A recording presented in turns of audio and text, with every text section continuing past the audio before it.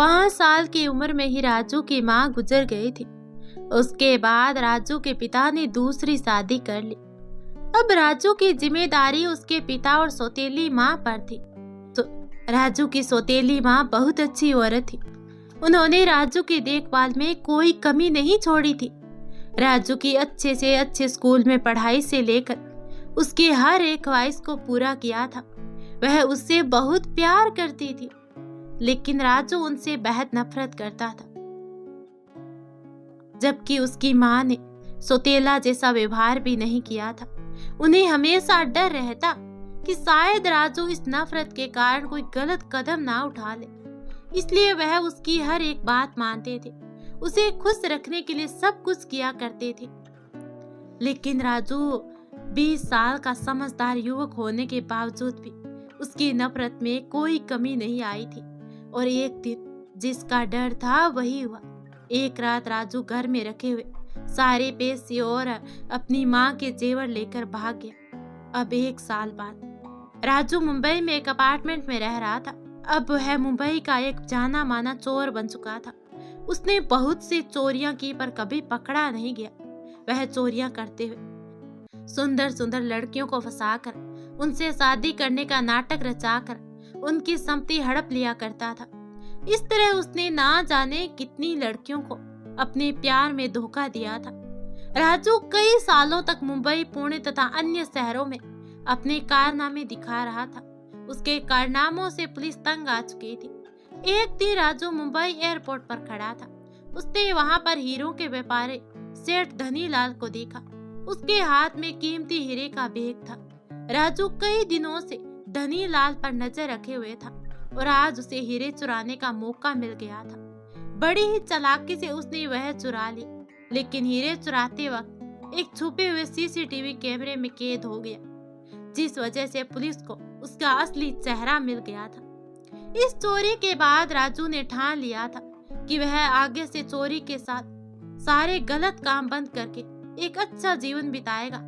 अब उसके मन में शादी करके एक पारिवारिक जीवन बिताने की चाहत थी। अगले ही दिन राजू एक होटल में बैठा हुआ था। उसके सामने के टेबल पर एक बहुत ही खूबसूरत लड़की किसी का इंतजार कर रही थी। उस लड़की का चेहरा देखते ही राजू को उससे बेइंतहा प्यार हो गया। वह लड़की काफी देर तक किसी का इंतजार कर रही थी। राजू डरते डरते उस लड़की के पास गया और पूछा, क्या आप किसी का इंतजार कर रही हैं? वह लड़की राजू की तरफ देखते हुए मुस्कुराकर बोली, जी हाँ, मैं मेरी सहेली का इंतजार कर रही हूँ। लड़की ने राजू को साथ बैठने को कहा। फिर उन दोनों के बीच बातों का सिलसिला शुरू हो गया। उस लड़की ने अपना नाम सोनिया बताया था। राजू ने उसे अपना नाम के साथ बताया कि वह एक सॉफ्टवेयर डेवलपर है। उस शाम उन दोनों ने रात के 11 बजे तक बातचीत की। आखिर में दोनों ने एक दूसरे के साथ फोन नंबर एक्सचेंज कर लिए। राजू को उसका प्यार मिल गया था क्योंकि वह बहुत खुश था। अगली सुबह दोनों उसी होटल में नाश्ते के समय मिले। राजू ने सोनिया से उसकी लव लाइफ के बारे में पूछा। सोनिया ने जवाब दिया कि आज तक मुझे प्यार करे ऐसा कोई मिला ही नहीं। फिर सोनिया ने भी राजू को उसकी गर्लफ्रेंड के बारे में पूछा। राजू ने जवाब दिया कि कल शाम तक तो मुझे ऐसी कोई लड़की मिली ही नहीं जिससे मैं प्यार से पूरा जीवन बिता सकूं। थोड़ी देर बातें करने के बाद वह दोनों शाम को खाने पर एक दूसरे से मिलने का वादा करके घर लौट गए। पूरे दिन दोनों ने एक दूसरे से फोन पर प्यार भरी बातें करी। उसी शाम राजू अपने साथ एक सोने की अंगूठी और फूलों का गुलदस्ता लेकर होटल में पहुंचा। वहां उसने सबसे पहले होटल के बगीचे में एक महंगा टेबल बुक किया और कुछ ही देर में वहां पर सोनिया आ गई। उसके करीब आते ही राजू ने उससे पूछा, सोनिया, मैं तुमसे बहुत प्यार करता हूँ और सिर्फ तुमसे ही शादी करना चाहता हूँ। I love you. सोनिया। अपने प्यार का इजहार करते हुए राजू ने गुलदस्ता सोनिया को दिया। सोनिया ने ही उत्तर में हाँ कहा और कहा कि आई लव यू टू। दोनों ने डिनर पर काफी सारी बातें शेयर की। अगले कुछ दिनों तक सोनिया और राजू हर रोज घूमने जाते। जैसे जैसे दिन बीत रहे थे, राजू सोनिया की खूबसूरती का दीवाना हो रहा था। दोनों में नजदीकियां बढ़ रही थी। एक दिन दोनों ने शादी का फैसला कर लिया। सारी तैयारियां भी कर ली थी। शादी से एक दिन पहले शाम के समय दोनों मुंबई के जुहू बीच पर एक दूसरे की बाहों में बाहें डाले बैठे हुए थे। बातों ही बातों में सोनिया ने राजू को अपने अतीत के बारे में बताना शुरू किया। उसने बताया कि वह एक अनाथ लड़की है और पुणे के एक आश्रम में पली बड़ी है। अब पढ़ाई पूरी होने के बाद वह मुंबई में अकाउंटेंट की जॉब कर रही है। वह मुंबई के एक अपार्टमेंट में रह रही है। अपनी कहानी बताने के बाद उसने राजू से उसके अतीत के बारे में बताने के लिए कहा। यह सुनकर राजू कुछ पलों के लिए सुन्न हो गया। सोनिया के बार बार आवाज देने पर वह होश में आया और सोनिया ने उसे फिर से पूछा। खोए हुए राजू ने उसे अपने अतीत के बारे में की हुई चोरियां, गलत कामों से की हुई कमाई संपत्ति, अन्य सभी गलत कामों के बारे में सच सच बता दिया। वह सब सुनकर सोनिया कुछ समय के लिए शांत हो गई, लेकिन अगले ही पल उसने राजू का हाथ थाम लिया और उससे वादा करने के लिए कहा कि अब वह कभी भी गलत काम नहीं करेगा। राजू ने हाँ कर दिया। थोड़ी देर इधर उधर की बातें करने के बाद सोनिया ने अपना बैग खोलकर उसमें से एक डिब्बा निकाला।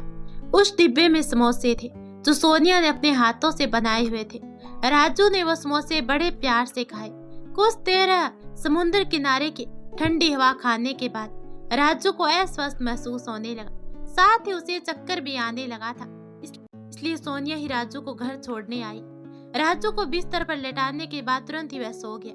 सोनिया ने थोड़ी देर रुककर उसका घर देखा और फिर वह अपने घर चली गई। अगली सुबह राजू लेट उठा था। सिर्फ आधे घंटे में उसकी खुद की शादी थी, इसलिए वह बेहद जल्दी में तैयार होकर कोर्ट पहुंच गया। राजू और सोनिया ने कल ही मिलकर शादी का समय सुबह 11 बजे तय किया था। अब राजू को सोनिया का इंतजार करते करते दोपहर के 2 बज चुके थे, लेकिन वह नहीं आई। आखिर में वह निराश होकर कोर्ट से बाहर निकला।